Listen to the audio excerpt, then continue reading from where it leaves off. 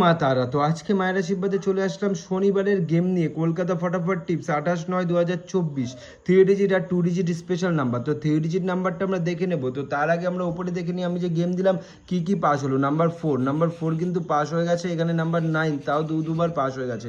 আর যারা বেস্ট একটা অ্যাপ্লিকেশন খুঁজছো তারা অবশ্যই FF9X অ্যাপ্লিকেশনটা ডাউনলোড করে নেবে।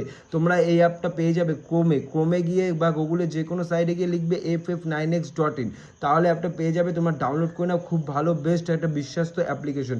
তো যেতে পারো। তো এবার 3 ডিজিট আর 2 ডিজিট স্পেশাল নাম্বার তোমাদের শনিবারের দিন আমি দিয়ে দিচ্ছি।